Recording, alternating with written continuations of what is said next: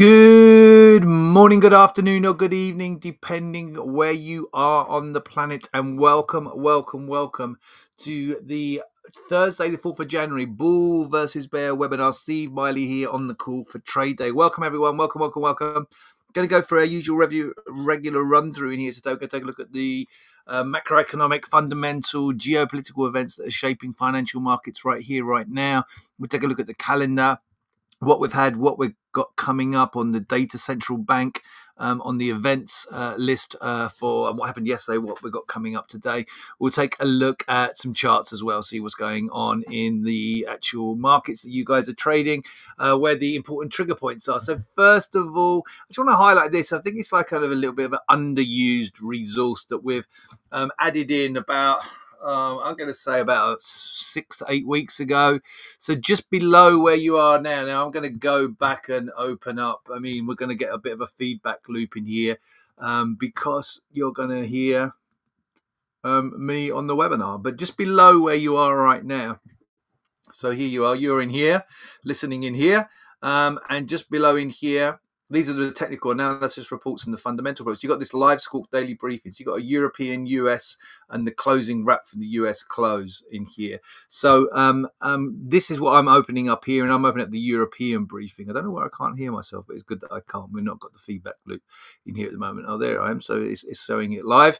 But for whatever reason, oh, it's muted. That's why I muted it. So yeah. So So this is, I think, use this, guys. Right? It's a really good briefing. It's with our partners, Live Squawk. You know, it's part of the Squawk service. You get the Squawk service here. If you don't use the Squawk, start using the Squawk as well. You can click here to start the audio. So we have the audio Squawk where our partners Live Squawk, and then also their daily reports in here. So if you're getting up in the US, you know, you might want to, the US briefing has not been updated yet, but you might want to come in here for the European briefing, which gives you what's kind of happened in here overnight. So that's kind of useful. Shortly this US briefing will be updated as well. Okay. And then obviously there's my technical analysis reports in here from Market Charts. That's me. And then also we've got fundamental analysis from ourselves that goes in the weekly stuff in here, but that's not been published since the end of last year. We'll get an updated weekly report in here when we move into the into over this weekend. So this will be updated over the weekend. We'll get a macro matters and a weekly recap in here for you over the weekend. But you know, this is always updating every single day, this Live Squawk daily briefing. So please do use that. It's a really important fundamental analysis, basically news reports in here, and then there's the technical analysis reports in here. So I'm going to close out of that. So here's that European briefing, and you can see in here they've got links in here to Fed minutes, and you can see in here they're talking about don't count on a March rate cut. And so definitely from the Fed minutes yesterday, that was the main event for yesterday. We did get some PMI data, but the real main event yesterday was the Fed minutes, and they weren't particularly dovish in here. So obviously we had that dovish pivot back in December, which what these minutes are around those. These are the minutes released from that meeting when we had that slight dovish pivot, and the market got very excited about potential rate cuts, and we started to price in, which I've been calling for anyway, that we could potentially get a March rate cut, and the market started to price that in. Now, kind of really from the minutes in here, we kind of see the minutes kind of saw the market then back away from that potentially in here from that. So, and also then markets see Fed's exit from quantitative tightening here. So quantitative tightening is the withdrawal of liquidity in here. So that's kind of a dovish shift as well in here. So that's kind of was a more of a positive for the markets, exit from quantitative tightening. However, don't count on a March rate cut. It's what Morgan Stanley's takeaway was from the Fed minutes yesterday. So just wanted to point out, that's all picked up in this European briefing that we've got in here for today. That is just below where you are right now watching this, if you are watching live. Let's take a look at the outcome from some of the negative price action we saw on the back of that. So we saw, as we've been pointing out in here, it wasn't a disastrous, but you definitely saw the markets continue lower on the bond side. But then we did get a little pop back higher as well. Okay, so as much as we saw a kind of a slight shift in here in markets more recently, so bonds have been going lower and dragging equities down with them. Remember, lower bond prices equals higher yields, higher interest rates, less of a positive outcome for the economy in here. So that lower bond prices in in here have been pulling stock indices lower. But we did get a rebound after the Fed minutes in here on the bonds in here, and they defended support. Look at the 10-year here coming right off of that trend line in here. If we look at the 30-year, it came right off this 123.00 level in here, so defending support on the way down. And if we look at the 2-year, is staying within that range that we've been highlighting in here, the 2-year staying in. So at the moment, still an underlying bullish tone. And remember, there's been a high positive correlation between bonds and stocks, but stocks did get dragged lower. Now, importantly, the NASDAQ did take out some significant levels. The NASDAQ's really been the driver on the way back down in here. Very negative, wiped out the trend line, took out some important chart supports in here. You can see at 16,759, 8.5, this impulse support, and then also down through this 16,628 level in here, and that kind of really negated. And you can see in here we shifted our outlook to negative in here. So seeing short terms on negative. The S&P just clinging. I mean, we just clung to this 47.43 level. We just pipped below it basically as we went into the close yesterday, and then rebounded, and then we're back in flirting with it this morning in here, back right, actually holding right at that 47.43 level in here this morning. So I'm kind of just, I mean, look, staying bullish, just hanging on to a bullish tone in here. But as we come to look at the charts, so we move forward in here, I think there's a real risk that we take out this 43.25 level and we move south in here going into the day and break down, and then we'll get a bearish shift in here because the NASDAQ continues to trade very, very heavy. It's pulling the broader market down, and Apple is one of the main drivers of that. Concerns around Apple. A second downgrade from Apple in here. There's 2 downgrades already from large investment banks so far this week, and I think they're talking about, do they mention in here the Apple downgrades? No, not got it in here, but I've got it in one of the other articles as we go through. So certainly stocks looking far more vulnerable in here from a technical perspective. And you guys know that they've been heading south since the start of this year on Tuesday and Wednesday's session, and the NASDAQ particularly taking out support, and then the S&P like poised to basically break this 47.43 level as well, and that will be a real negative. But bonds are holding in, and whilst bonds holding in, I don't think it's going to be a really aggressive correction to the downside in here. If bonds start to continue south, that would be a potential catalyst for even more aggressive losses on the equity markets. And you can see in here we've kind of put, this is the bond yield on the 10-year note. Okay, so you can see in here the 10-year note in here. Let me get rid of some of this in here. So you can see here the 10-year US 10-year yield. So the US 10-year yield this week has been a couple of times up and like flirted with this like psychological 4% level. Just pipped above it 2 days ago in here, and yesterday went right up to 4% and then kind of dipped back down from there. And then again, we're tracking back towards 4%. I think if we get a break above 4% on the 10-year note and a break and hold above 4%, then that could be like 4.00, 4.02. You can see it failed at 4.02 a couple of days ago, and then there's like this impulse level in here as well. So 4.0002 up through there in yield would then potentially be a real even more negative for stock indices. So watching out for that. If the bond markets hold in, we could see a turnaround in stocks in here today. So just watching out for those levels there. Looking at the calendar today, shifting away from the technicals for a second. We've had today is S&P Global global data from S&P Global of the PMI data. Okay, so we have the PMI from S&P Global. Remember, in the US, the ISM data trumps is more important than the S&P Global data, but the S&P Global data is still important, and usually they come out on the same day. They're not in sync at the moment because of the holiday. The way they're both the two different producers of this data, S&P Global and ISM, are out of sync because of the holidays season, okay, because of the beginning of the year holidays. And so we have the S&P Global data is coming out the day before the ISM data in the US. So 2 days ago, we had the S&P Global data for manufacturing. Yesterday, we had the ISM data for manufacturing. Today we get the S&P Global data for services and composite data, and then tomorrow we're going to get the ISM data for services. But you can see here the European data is already out. French data was a slight miss.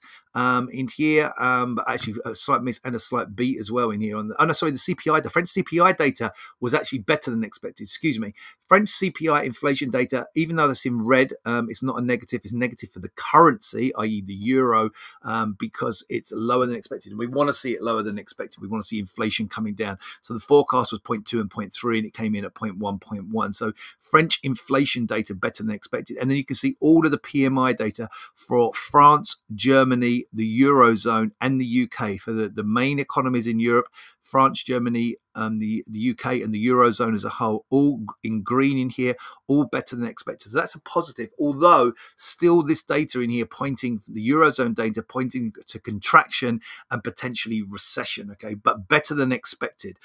We have German CPI data coming out in the preliminary data for German CPI. We should keep an eye on that. That's out in 20 minutes.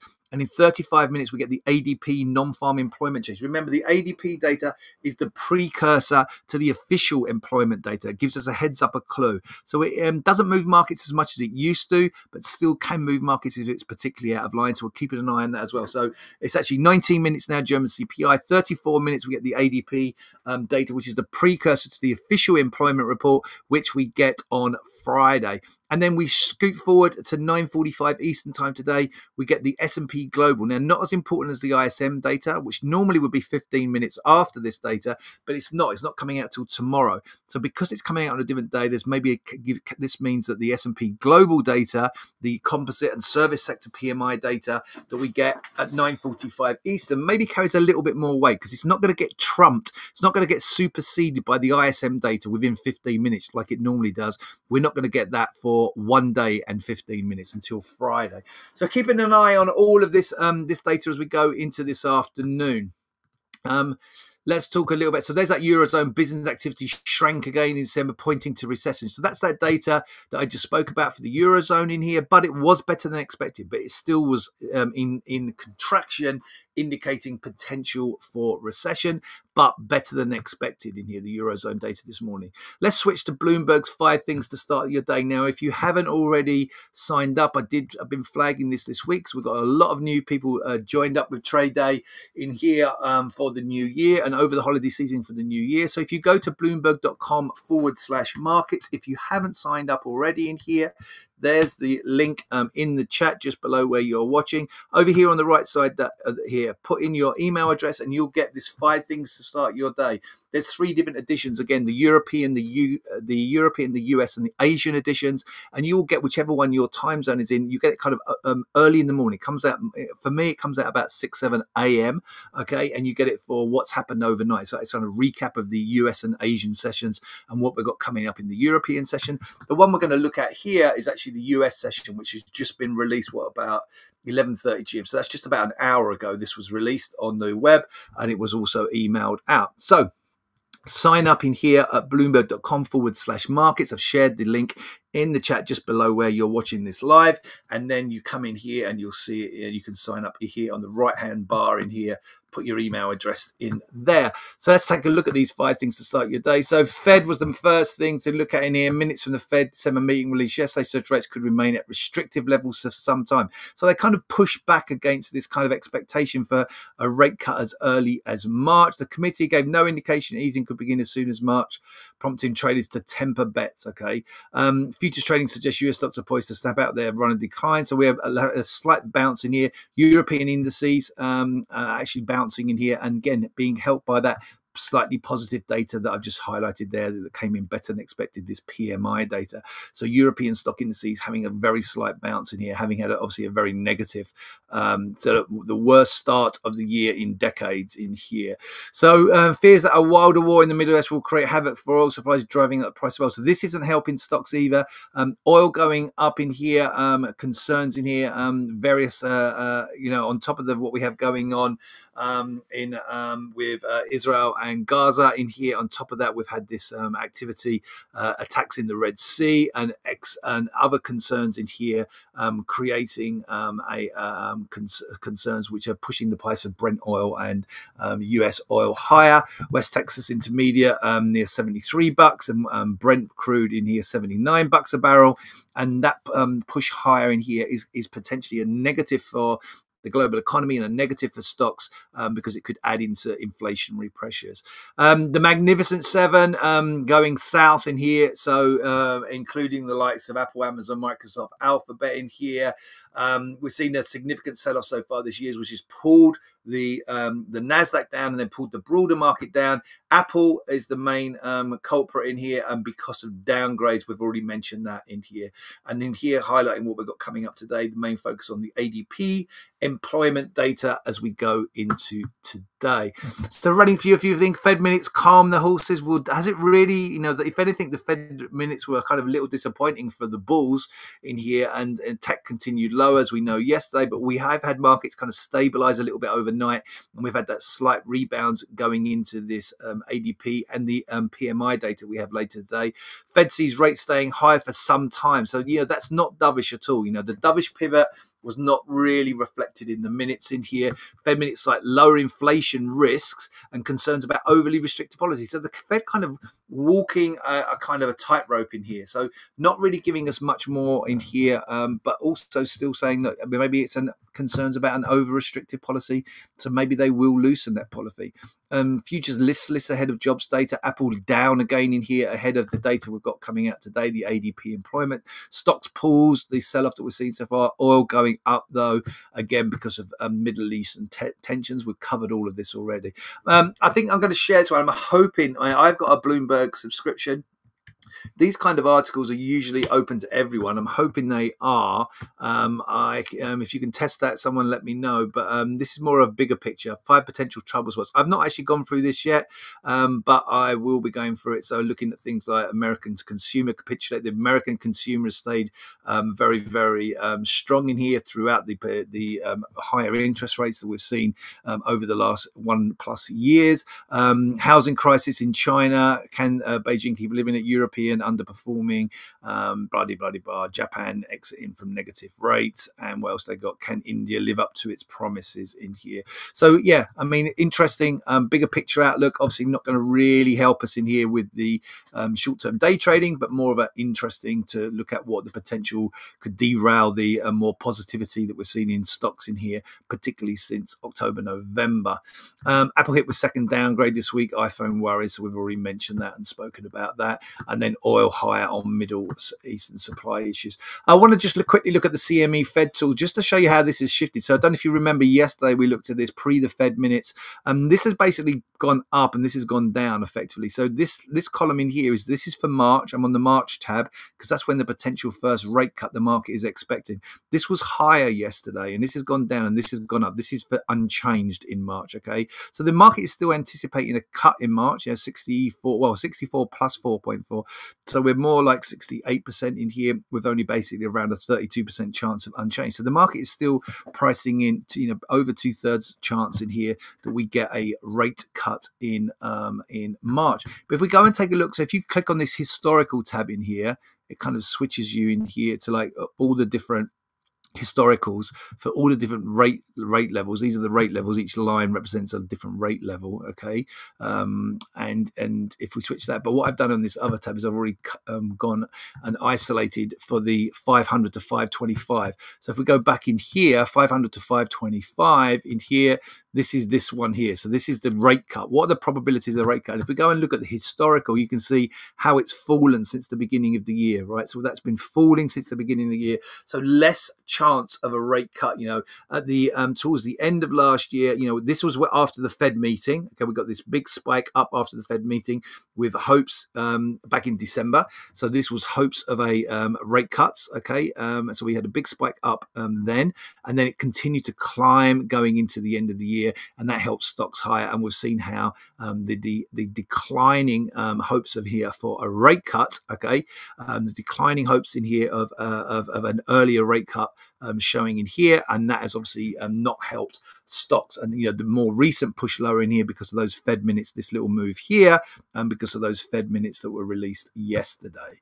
What have we had on the overnights in here? Well, Hang Seng actually a little changed. The Nikkei was down overnight 0.5%, but if we look at the European exchanges, just about holding in, okay, and that positive PMI data that we spoke about earlier on out of Europe and the UK, seeing European stock indices, the declines that we've seen so far this year, they have stopped so far. And then if we go and take a look at the US on the overnights, significant down day again yesterday, over 1% on the NASDAQ, 0.8 here on the S&P, but like stabilizing, not really much of a bounce, but stabilizing. NASDAQ is actually still lower, but the other indices slightly higher or unchanged as we go into today. A real quick look on the charts. You can see in here where this was at that level where we noted on the S&P. So this is the S&P E-mini on the March contract. There's that important impulse low in here, which if I go back to my charts back here on the S&P, that's that 47.43 and a quarter level where that big sell-off, and then the market rebounded off that impulse sell-off in here. And if we go and take a look, that's that impulse sell-off, and then the market rebounded from there in here back on, what date was this? This was like the 20th of December. Okay, so we had that climb back higher up to new highs through the holiday seasons. And then you see yesterday, right late in the session, very, very late, right, literally going into the closing bell, the market just pipped below that level in here, right going into the close, and then rebounded overnight. And then this morning in here, within the last half an hour, or an hour, half an hour to an hour, we've gone down and tested that level and actually come right off at exactly 47.43 and a quarter. So even though we went below just late in the session yesterday, going into the close, we've defended that 47.43 and a quarter level. Now, whilst above that, we're kind of clinging to a bullishness, but really it needs to climb above at least the overnight high, 47.57, but more realistically back up through here, 47.70, 172 area to signal a bullish tone. My concerns is that we get a breakdown through here. But remember, we've got the data coming up, that ADP data, keeping an eye on that ADP data as we go into today. So we've got that coming up now.